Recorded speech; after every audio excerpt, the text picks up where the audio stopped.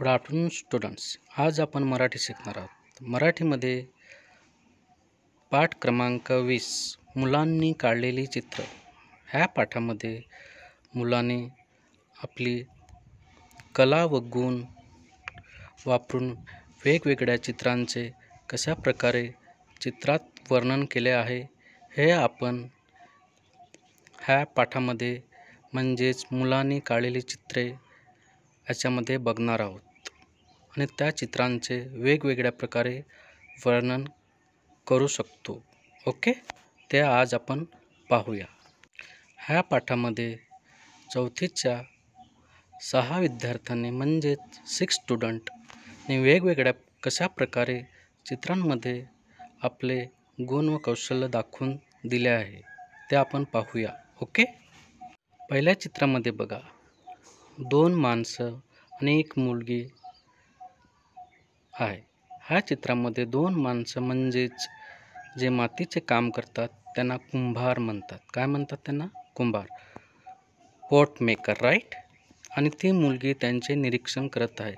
ते कशा प्रकारे मटके म्हणजेच पोट तयार करतात हे त्यांच्या कामाचे निरीक्षण करीत आहे. ओके, दुसऱ्या चित्रामध्ये एक कोंबडी आणि तिचे 2 लहान पिल्लू आहेत. बरोबर, ते पिल्लू आपल्या आईसोबत म्हणजेच कोंबडीसोबत मस्ती करत आहेत. एक पिल्लू आईच्यावर उभे आहे तर दुसरे पिल्लू आईच्या शेजारी उभे आहे आणि हे सर्व बघून आईला म्हणजेच कोंबडीला खूप आनंद होत आहे.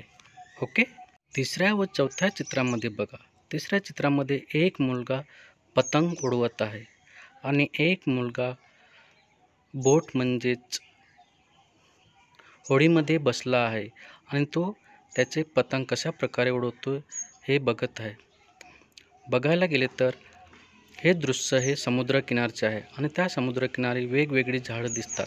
पण ह्या समुद्रकिनाऱ्यात मुलांनी चित्रामध्ये नारळाच्या झाडांचे चित्रीकरण केले आहे.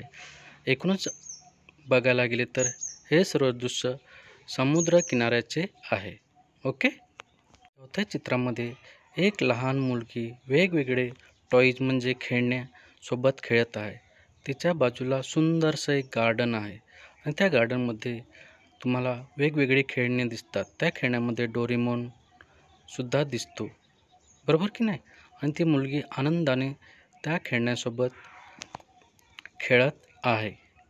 ओके, पाचव्या चित्रामध्ये 4 मुलं, एक डोरेमॉन आणि त्यांच्या आजूबाजूला वेगवेगळ्या प्रकारची झाडे, झुडपे आणि त्यांचे सुंदर असे वेगवेगळे रंग ह्या चित्रामध्ये दिसून येतात. आणि शेवटचं आणि 6वं चित्रामध्ये तुम्हाला एक आईस्क्रीमचं दुकान, फुलपाखरे, झाड, मुलं, सूर्य, पक्षी आकाशात उडताना दिसतात. बरोबर की नाही? आणि ही मुलं आईस्क्रीमच्या दुकानासमोर उभी आहेत. का आहेत? कारण त्यांना आईस्क्रीम आवडते. तुम्हाला पण आईस्क्रीम आवडत असेल. बरोबर की नाही?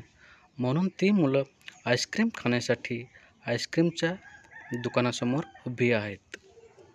तसेच त्यांच्या बाजूला एक छोटासा एक मुलगा 2 आंबे आणि तो काय करतोय? आंबे घ्या म्हणजे तो त्या मुलींना सांगतो का तुम्हाला जर आंबे आवडत असतील तर तुम्ही आंबे घ्यायला माझ्याकडे या आणि तुम्ही घेऊन जा. म्हणजेच सर्व चित्रांमध्ये वेगवेगळ्या प्रकारे मुलांचे कला कौशल्य आणि गुण दिसून येतात कारण त्यांनी वेगवेगळ्या प्रकारे चित्र रेखाटलेले आहेत.